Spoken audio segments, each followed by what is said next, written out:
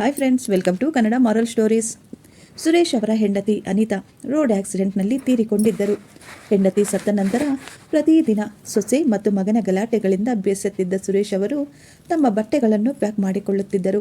ಅವರು ತುಂಬ ನೋವಿನಿಂದ ತನ್ನ ರೂಮ್ಗೆ ಹೋಗಿ ತನ್ನ ಬಟ್ಟೆಗಳ ಜೊತೆ ತನ್ನ ಹೆಂಡತಿಯ ಒಂದು ಫೋಟೋವನ್ನು ಕೂಡ ತೆಗೆದುಕೊಂಡರು. ಅವರು ಫೋಟೋವನ್ನು ನೋಡುತ್ತಾ ಅದರ ಜೊತೆ ಮಾತನಾಡುತ್ತಾ ಈ ರೀತಿ ಹೇಳುತ್ತಾರೆ: ನಮ್ಮ ಒಬ್ಬನೇ ಮಗನನ್ನು ನಾವು ಎಷ್ಟೋ ಪ್ರೀತಿಯಿಂದ ಮುದ್ದಾಗಿ ಸಾಕಿ ಬೆಳೆಸಿದ್ದೆವು.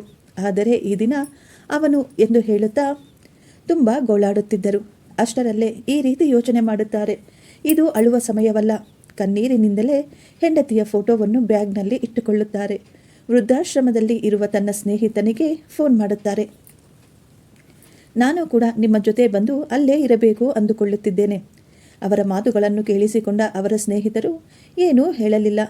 ಅವರು ಮೌನವಾಗಿ ಕೇಳಿಸಿಕೊಳ್ಳುತ್ತಿದ್ದರು. ನನ್ನ ಮಗ ಮತ್ತು ಸೊಸೆಯ ಪ್ರತಿದಿನದ ಗಲಾಟೆಗಳಿಂದ ನನಗೆ ಸಾಕಾಗಿ ಹೋಗಿದೆ ಎಂದು ಅವರು ಬ್ಯಾಗನ್ನು ತೆಗೆದುಕೊಂಡು ಮನೆಯಿಂದ ಹೊರಡುತ್ತಾರೆ. ಅವರು ಹೊರಡುವ ಸಮಯದಲ್ಲಿ ಮಗ ಮತ್ತು ಸೊಸೆ ಮನೆಯಲ್ಲಿಯೇ ಇದ್ದರು. ಆದರೆ ಎಲ್ಲಿಗೆ ಹೋಗುತ್ತಿದ್ದೀರಾ ಅಪ್ಪ ಎಂದು ಮಗ ಕೇಳಲೇ ಇಲ್ಲ. ಹೆಂಡತಿ ಸತ್ತ ಮೇಲೆ ತನ್ನನ್ನು ಯಾರೂ ಕೇಳುವವರಿಲ್ಲ ಎಂದು ಸುರೇಶ್ ತುಂಬ ಬೇಸರ ಮಾಡಿಕೊಂಡಿದ್ದರು. ಸುರೇಶ್ ಅವರು ವೃದ್ಧಾಶ್ರಮಕ್ಕೆ ಸೇರಿಕೊಳ್ಳುತ್ತಾರೆ. ತುಂಬ ಕಡಿಮೆ ಸಮಯದಲ್ಲಿಯೇ ಅವರಿಗೆ ಅಲ್ಲಿ ತುಂಬ ಜನ ಸ್ನೇಹಿತರಾಗುತ್ತಾರೆ. ಎಲ್ಲರೂ ಅವರ ಜೊತೆ ತುಂಬ ಪ್ರೀತಿಯಿಂದ ಮಾತನಾಡುತ್ತಾ ಎಲ್ಲರ ಜೊತೆಯೂ ಬೆರೆತು ಹೋಗಿದ್ದಾರೆ. ಎಲ್ಲರ ಕಷ್ಟ ಸುಖಗಳನ್ನು ಒಬ್ಬರಿಗೊಬ್ಬರು ಹಂಚಿಕೊಳ್ಳುತ್ತಾ ಮಾತನಾಡಿಕೊಳ್ಳುತ್ತಿದ್ದರು. ಎಲ್ಲರೂ ಅವರ ವಯಸ್ಸಿನವರೇ ಅಲ್ಲಿ ಇದ್ದಿದ್ದರಿಂದ ಎಲ್ಲರ ಜೊತೆ ತುಂಬ ಸಂತೋಷವಾಗಿದ್ದರು. ಸುರೇಶ್ ಅವರಿಗೆ ರಿಟೈರ್ಡ್ ಆಗಿತ್ತು. ಅವರಿಗೆ ಪೆನ್ಷನ್ ಕೂಡ ಬರುತ್ತಿತ್ತು. ಅವರು ಯಾರ ಬಳಿಯೂ ಕೈ ಚಾಚುವ ಅವಶ್ಯಕತೆ ಅವರಿಗೆ ಇರಲಿಲ್ಲ. ಅವರಿಗೆ ಸ್ವಂತ ಮನೆ, ಗಾಡಿ ಎಂದು ಎಲ್ಲವೂ ಇತ್ತು. ಅವರ ಬಳಿ ದುಡ್ಡು ಕೂಡ ತುಂಬಾ ಇತ್ತು. ಅವರ ಹೆಂಡತಿ ಇದ್ದಾಗ ಮನೆಯಲ್ಲಿ ಎಲ್ಲವೂ ಚೆನ್ನಾಗಿಯೇ ಸಾಗುತ್ತಿತ್ತು. ಆದರೆ ಹೆಂಡತಿ ತೀರಿಕೊಂಡ ನಂತರ ಮಕ್ಕಳು ಕೆಲಸದಲ್ಲಿ ತುಂಬ ಬ್ಯುಸಿಯಾಗಿ ಬಿಟ್ಟರು. ಅವರಿಗೆ ಅಪ್ಪನ ಬಳಿ ಮಾತನಾಡಲು ಸಹ ಸಮಯ ಕೂಡ ಇರುತ್ತಿರಲಿಲ್ಲ. ಊಟ ಮಾಡಿದ್ದೀರಾ ಇಲ್ಲವಾ ಎಂದು ಕೇಳುವವರು ಸಹ ಯಾರೂ ಇರಲಿಲ್ಲ. ಮಗ ಮತ್ತು ಸೊಸೆ ಅವರ ಹಿಂದೆ ಅವರ ಬಗ್ಗೆ ಕೆಟ್ಟದಾಗಿ ಮಾತನಾಡಿಕೊಳ್ಳುವುದನ್ನು ಮಾಡುತ್ತಿದ್ದರು. ಮಗ ಯಾವಾಗಲೂ ಕೆಲಸ ಕೆಲಸ ಎಂದು ಬೇರೆ ಬೇರೆ ಊರುಗಳಿಗೆ ಸುತ್ತುತ್ತಿದ್ದ. ಸೊಸೆ ಮನೆಯಲ್ಲಿ ಕಿಟ್ಟಿ ಪಾರ್ಟಿಗಳನ್ನು ಮಾಡಿಕೊಂಡು ಎಂಜಾಯ್ ಮಾಡುತ್ತಿದ್ದಳು. ಅಂತಹ ಸಮಯದಲ್ಲಿ ಮಾವ ರೂಮಿನಿಂದ ಹೊರಬರುವ ಹಾಗಿರಲಿಲ್ಲ. ಒಂದು ವೇಳೆ ಹೊರಗೆ ಬಂದರೆ ಅವರು ಬಾಯಿಗೆ ಬಂದಂತೆ ಮಾತನಾಡುತ್ತಿದ್ದರು. ಅವರು ಈಗ ಮನೆಯಲ್ಲಿ ಒಬ್ಬಂಟಿಯಾಗಿ ಬಿಟ್ಟಿದ್ದರು. ಅವರು ಏನಾದರೂ ತಿನ್ನಬೇಕು ಎಂದರೆ ಸಹ ಅವರೇ ಸ್ವತಃ ತಯಾರಿ ಮಾಡಿಕೊಳ್ಳಬೇಕಾಗಿತ್ತು. ಅವರಿಗೆ ಊಟ, ಕಾಫಿ, ಟೀ ಮಾಡಿಕೊಡುವವರು ಸಹ ಯಾರೂ ಇರಲಿಲ್ಲ. ವೃದ್ಧಾಶ್ರಮದಲ್ಲಿ ಸುರೇಶ್ ಅವರಿಗೆ ಬೆಳಿಗ್ಗೆ ಎದ್ದು ಅಲ್ಲಿ ಸ್ವಲ್ಪ ಸಮಯ ವ್ಯಾಯಾಮ ಮಾಡುವುದು, ಅಲ್ಲಿನ ಸಣ್ಣ ಪುಟ್ಟ ಕೆಲಸಗಳಲ್ಲಿ ಅವರು ಕೂಡ ಸಹಾಯ ಮಾಡುವುದು ಅವರಿಗೆ ತುಂಬ ಸಂತೋಷ ತರುತ್ತಿತ್ತು. ಎಲ್ಲರೂ ಒಟ್ಟಿಗೆ ಕುಳಿತು ಅಲ್ಲಿ ಊಟ ಮಾಡುತ್ತಿದ್ದರು. ಪ್ರತಿದಿನ ಹೆಂಡತಿಯ ಫೋಟೋ ತೆಗೆದುಕೊಂಡು ಸ್ವಲ್ಪ ಸಮಯ ಅವರು ಜೊತೆಗೆ ಮಾತನಾಡುತ್ತಿದ್ದರು. ನೀನು ನನ್ನನ್ನು ಬಿಟ್ಟು ಹೊರಟು ಹೋದೆ. ಯಾರಿಗಾಗಿ ನಾವು ನಮ್ಮ ಜೀವನವನ್ನು ಮುಡಿಪಾಗಿಟ್ಟೆವೋ ಆ ಮಗ ಸಹ ನನ್ನನ್ನು ನೋಡಲಿಲ್ಲ. ಅವನಿಗೆ ಅಪ್ಪನ ಬಳಿ ಮಾತನಾಡಲು ಸಹ ಸಮಯವಿಲ್ಲ ಎಂದು ಪ್ರತಿದಿನ ಹೆಂಡತಿಯ ಫೋಟೋ ನೋಡಿ ಅವರು ಬೇಜಾರು ಮಾಡಿಕೊಳ್ಳುತ್ತಿದ್ದರು. ಈಗ ಅವರು ಅಲ್ಲಿ ಎಲ್ಲರ ಜೊತೆ ಚೆನ್ನಾಗಿ ಬೆರೆತು ಹೋಗಿದ್ದರು. ಈಗ ಅಲ್ಲಿ ಅವರಿಗೆ ಸಮಯ ಯಾವಾಗ ಕಳೆಯುತ್ತಿತ್ತೋ ಗೊತ್ತೇ ಆಗುತ್ತಿರಲಿಲ್ಲ. ಎಲ್ಲ ಸ್ನೇಹಿತರು ಒಟ್ಟಿಗೆ ಕುಳಿತು ಮಾತನಾಡುವುದು, ಸ್ವಲ್ಪ ಸಮಯ ಯಾವುದಾದರೂ ಆಟಗಳನ್ನು ಆಡುವುದು, ಎಲ್ಲಾದರೂ ಹೊರಗೆ ಹೋಗಿ ಸುತ್ತಿ ಬರುವುದು, ತಮಗೆ ಏನಾದರೂ ತಿನ್ನಬೇಕು ಅನ್ನಿಸಿದರೆ ಅವುಗಳನ್ನೇ ಮಾಡಿಸಿಕೊಂಡು ತಿನ್ನುತ್ತಿದ್ದರು. ಆ ಆಶ್ರಮದವರು ಕೂಡ ಅವರನ್ನು ತುಂಬ ಚೆನ್ನಾಗಿ ನೋಡಿಕೊಳ್ಳುತ್ತಿದ್ದರು, ತಮ್ಮ ಸ್ವಂತಹ ಕುಟುಂಬದವರ ಥರ. ಒಂದು ದಿನ ಅವರು ವೃದ್ಧಾಶ್ರಮದ ಆವರಣದಲ್ಲಿ ಸುತ್ತುತ್ತಿರಬೇಕಾದರೆ ಆಶ್ರಮದ ಹೊರಗೆ ಒಂದು ಕಾರು ಬಂದು ನಿಲ್ಲುತ್ತದೆ. ಎಲ್ಲರೂ ಆ ಕಾರನ್ನೇ ನೋಡುತ್ತಿದ್ದರು. ಈ ದಿನ ಯಾರೋ ಇನ್ನೊಬ್ಬ ವಯಸ್ಸಾದಂತಹವರು ನಮ್ಮ ಬಳಿ ಬಂದಿದ್ದಾರೆ. ಮಕ್ಕಳನ್ನು ಎಷ್ಟೋ ಪ್ರೀತಿಯಿಂದ ಎಷ್ಟೋ ಕಾಳಜಿಯಿಂದ ಬೆಳೆಸಿದರೂ ತಂದೆ ತಾಯಿಗೆ ವಯಸ್ಸಾದ ನಂತರ ಈ ರೀತಿಯಾದ ಒಂದು ದಿನ ನೋಡಬೇಕಾಗಿ ಬರುತ್ತದೆ ಎಂದು ಎಲ್ಲರೂ ಅಂದುಕೊಳ್ಳುತ್ತಿದ್ದರು. ಕಾರಿನಿಂದ ಮಗನ ಕೈ ಹಿಡಿದುಕೊಂಡು ಆ ತಾಯಿ ನಿಧಾನವಾಗಿ ಇಳಿದರು. ಆ ತಾಯಿಗೆ ಕನಿಷ್ಠ ಪಕ್ಷ 70 ವರ್ಷ ವಯಸ್ಸಿರಬಹುದು. ಆ ಮಹಿಳೆಯನ್ನು ನಾವು ಸರಿಯಾಗಿ ಗಮನಿಸಲಿಲ್ಲ. ಅವರು ಆಕೆಯನ್ನು ಅಲ್ಲಿ ರೋಡ್ ಮೇಲೆಯೇ ಬಿಟ್ಟು ಅಲ್ಲಿಂದಲೇ ಹೊರಟು ಹೋದರು. ಒಳಗೆ ಸಹ ಬಿಡಲು ಬರಲಿಲ್ಲ.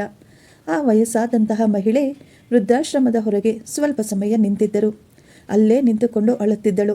ಅವಳಿಗೆ ಒಂದು ಆಸೆ ಇರಬೇಕು, ತನ್ನ ಮಗ ಮತ್ತೆ ತಿರುಗಿ ಬಂದು ತನ್ನನ್ನು ಕರೆದುಕೊಂಡು ಹೋಗುತ್ತಾನೆ ಎಂದು. ಆಕೆ ತುಂಬ ನೋವಿನ ನಂತರ ವೃದ್ಧಾಶ್ರಮದ ಒಳಗೆ ಬಂದಳು. ಸುರೇಶ್ ಅವರು ಆಕೆಯನ್ನು ನೋಡಿ ಎಲ್ಲೋ ನೋಡಿದಂತೆ ಇದೆ ಅಂದುಕೊಂಡರು. ಆದರೆ ಆಕೆ ತಲೆ ಮೇಲೆ ಸೆರಗನ್ನು ಹೊದ್ದುಕೊಂಡಿದ್ದಳು. ಸ್ವಲ್ಪ ಮುಖವನ್ನು ಸಹ ಮುಚ್ಚಿಕೊಂಡಿದ್ದಳು. ಆದ್ದರಿಂದ ಅವರು ಗುರುತು ಹಿಡಿಯಲಿಲ್ಲ. ಯಾರ ಬಳಿಯೂ ಆಕೆ ಏನೂ ಮಾತನಾಡಲಿಲ್ಲ. ಸೀದಾ ಮಹಿಳೆಯರು ಇರುವ ರೂಮ್ ಬಳಿ ಹೊರಟು ಹೋದರು. ಒಂದು ದಿನ ಬೆಳಗ್ಗೆ ನನ್ನ ಸ್ನೇಹಿತರ ಜೊತೆ ವ್ಯಾಯಾಮ ಮಾಡುತ್ತಿರಬೇಕಾದರೆ ಆ ಮಹಿಳೆಗೆ ತುಂಬ ಹುಷಾರಿಲ್ಲ ಎಂದು ಡಾಕ್ಟರ್ ಬಂದು ನೋಡಿಕೊಂಡು ಹೋದರು. ಆಕೆ ಮಕ್ಕಳಿಂದ ದೂರವಾಗಿ ಆ ನೋವನ್ನು ಅರಗಿಸಿಕೊಂಡಿರಲಿಲ್ಲ. ಆಕೆ ಅಲ್ಲಿ ಯಾರ ಜೊತೆಯೂ ಸೇರುತ್ತಿರಲಿಲ್ಲ. ಸುರೇಶ್ ಮತ್ತು ಅವರ ಸ್ನೇಹಿತರು ಆಕೆಯನ್ನು ನೋಡಲು ಹೋಗುತ್ತಾರೆ. ಆಕೆಯನ್ನು ನೋಡಿದ ತಕ್ಷಣ ಸುರೇಶ್ ಅವರಿಗೆ ತುಂಬ ಆಶ್ಚರ್ಯವಾಯಿತು. ಅವರ ಮನಸ್ಸಿನಲ್ಲಿ ಎಷ್ಟೊಂದು ಪ್ರಶ್ನೆಗಳು ಎದ್ದವು. ಈಕೆ ಯಾಕೆ ಇಲ್ಲಿದ್ದಾಳೆ? ಇವರು ಮಗ ಮತ್ತು ಸೊಸೆಯ ಜೊತೆ ತುಂಬ ಸಂತೋಷವಾಗಿ ಅನ್ಯೋನ್ಯವಾಗಿ ಇದ್ರಲ್ವಾ ಎಂದು ಅವರು ಯೋಚಿಸುತ್ತಿದ್ದರು. ಆದರೆ ಅವರು ಆಕೆಯನ್ನು ಏನೂ ಕೇಳಲಿಲ್ಲ. ಅವರು ಅಲ್ಲಿಂದ ಸುಮ್ಮನೆ ಸೈಲೆಂಟಾಗಿ ಹೊರಗಡೆ ಹೊರಟು ಹೋದರು. ನಂತರ ತಿಂಡಿಯ ಸಮಯವಾಗುತ್ತದೆ. ಅವರ ಸ್ನೇಹಿತರು ಸುರೇಶ್ ಅವರನ್ನು ಬಂದು ಕರೆಯುತ್ತಾರೆ. ಬೇಗ ಬಾ, ತಿಂಡಿಯ ಟೈಮ್ ಆಯಿತು. ಏನು ಆಲೋಚಿಸುತ್ತಿರುವೆ? ಆಗ ಸುರೇಶ್ ಅವರು ಹೇಳುತ್ತಾರೆ, 2 ದಿನದ ಮುಂಚೆ ಆಶ್ರಮಕ್ಕೆ ಬಂದ ಆ ಮಹಿಳೆ, ಆಕೆ ನನಗೆ ಗೊತ್ತು. ಆದರೆ ಆ ಮಹಿಳೆ ಇಲ್ಲಿ ಯಾಕೆ ಬಂದಿದ್ದಾಳೆ ಎಂದು ನಾನು ಯೋಚಿಸುತ್ತಿರುವೆ. ಆಕೆ ಕುಟುಂಬದ ಜೊತೆ ತುಂಬ ಚೆನ್ನಾಗಿ ಹೊಂದಿಕೊಂಡಿದ್ದಳು. ಆಕೆ ಇಲ್ಲಿಗೆ ಹೇಗೆ ಬಂದಳು ಎಂದು ನನಗೆ ಅರ್ಥವಾಗುತ್ತಿಲ್ಲ. ಆಗ ಅವರ ಸ್ನೇಹಿತರು ಹೇಳುತ್ತಾರೆ, ಆಕೆ ಬಂದಾಗಿನಿಂದ ಸರಿಯಾಗಿ ಊಟ ಸಹ ಮಾಡುತ್ತಿಲ್ಲ. ಯಾವಾಗಲೂ ಕಣ್ಣೀರು ಹಾಕುತ್ತಲೇ ಇರುತ್ತಾಳೆ. ಅವರಿಗೆ ಊಟ ಕೂಡ ಬೇಡವಂತೆ. ಪಾಪ, ಮಗ ಮತ್ತು ಸೊಸೆ ಮಾಡಿದ ಕೆಲಸ ಆ ರೀತಿ ಹೇಳಿದರೂ ಅನ್ನಿಸುತ್ತೆ. ಆಕೆ ತುಂಬ ಸಂತೋಷವಾಗಿದ್ದಳಲ್ಲವೇ? ಅವರ ಜೀವನದಲ್ಲಿ ಏನಾಯಿತು ಎಂದು ತಿಳಿದುಕೊಳ್ಳಲು ಸುರೇಶ್ ಅವರು ಆಕೆಯನ್ನು ಮೀಟ್ ಮಾಡಲು ಹೆಂಗಸರ ಕೊಠಡಿಯ ಬಳಿ ಹೋದರು. ಸುರೇಶ್ ಅವರನ್ನು ನೋಡಿ ಆಕೆ ಸ್ವಲ್ಪ ಗಾಬರಿಯಾದಳು. ನೀವು ನನ್ನನ್ನು ಗುರುತು ಹಿಡಿದಿದ್ದೀರಾ ಎಂದು ನನಗೆ ಗೊತ್ತು. ಆದರೆ ನೀವು ಈ ಪರಿಸ್ಥಿತಿಗೆ ಬರಲು ಕಾರಣವೇನು? ಆಕೆ ಏನೂ ಮಾತನಾಡಲಿಲ್ಲ. ಸುಮ್ಮನೆ ಕಣ್ಣೀರು ಹಾಕುತ್ತಿದ್ದಳು. ಆಗ ಸುರೇಶ್ ಹೇಳುತ್ತಾರೆ, ರೇಖಾ ಅವರೇ, ನೀವು ದುಃಖ ಪಡಬೇಡಿ.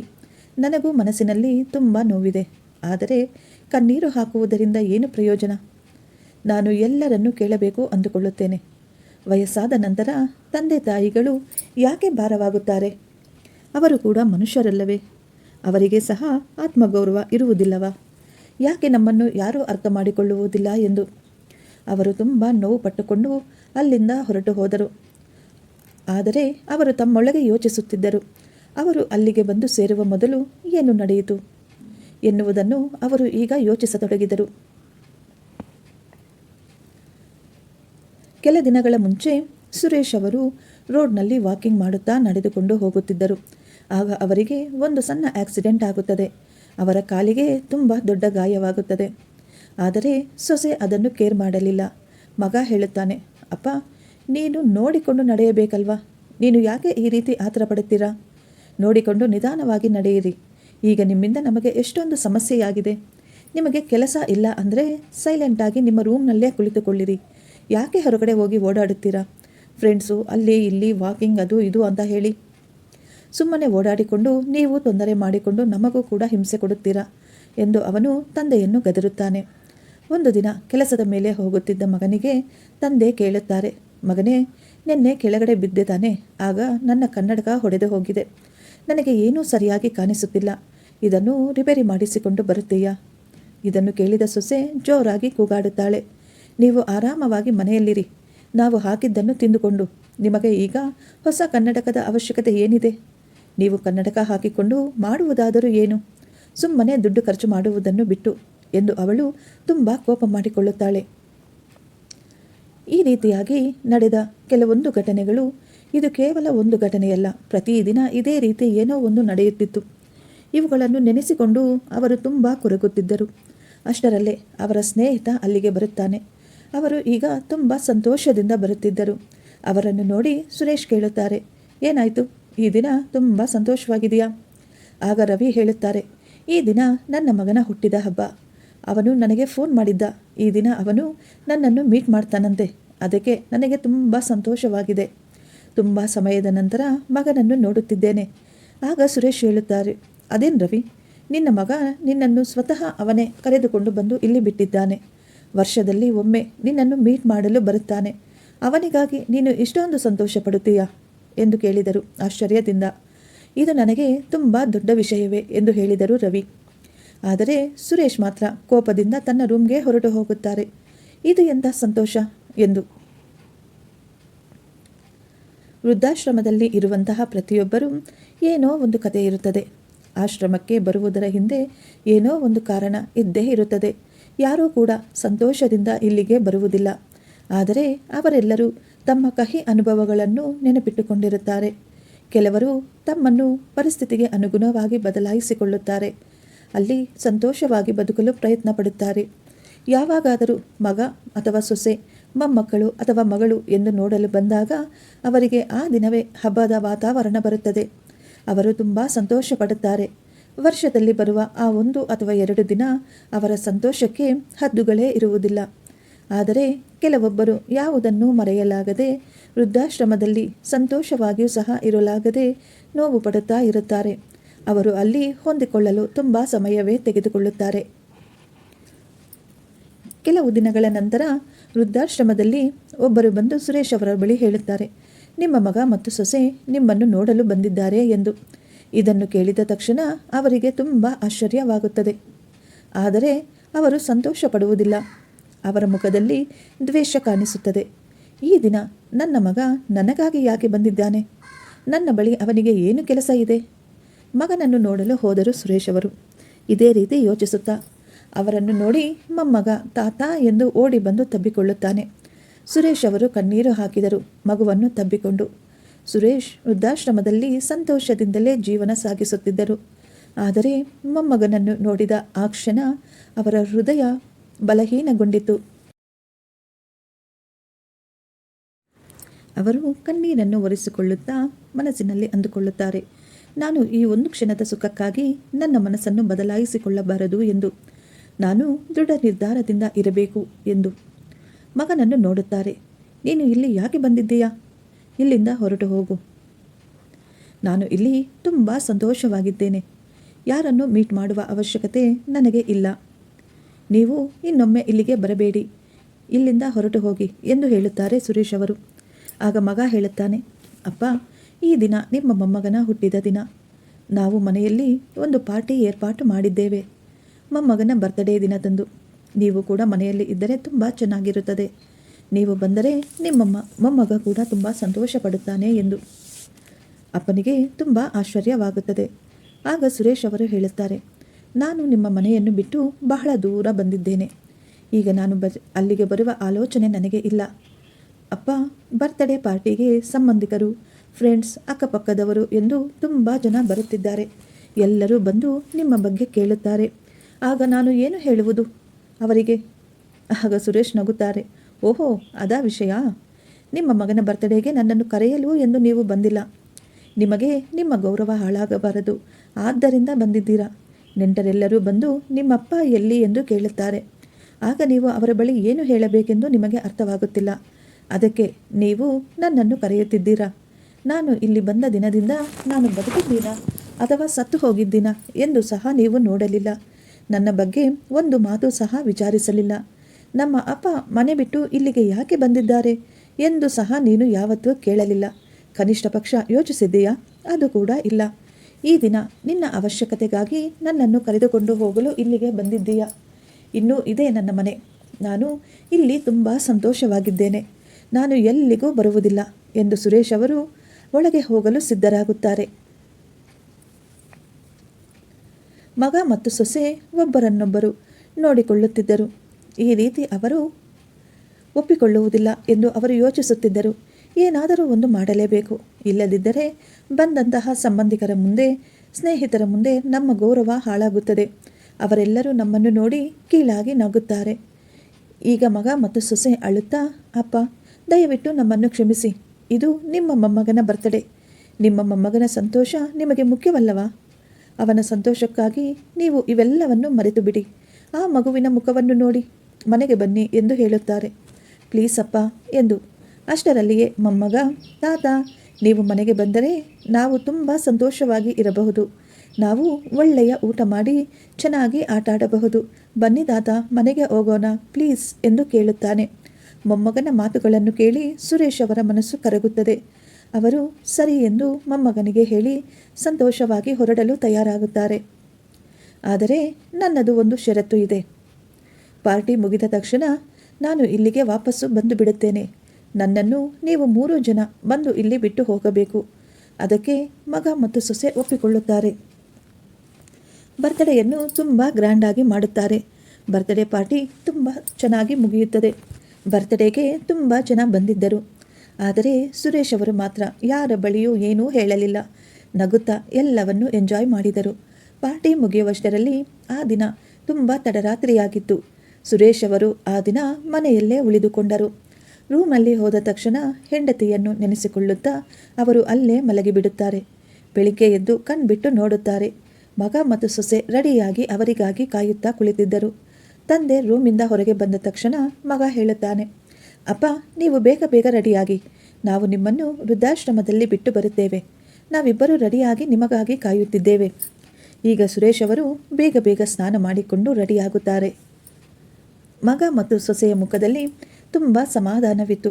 ನಮ್ಮಪ್ಪ ಮತ್ತೆ ಹೊರಟು ಹೋಗುತ್ತಿದ್ದಾರೆ ಎನ್ನುವ ಸಂತೋಷ ಅವರ ಮುಖದಲ್ಲಿ ಎದ್ದು ಕಾಣುತ್ತಿತ್ತು.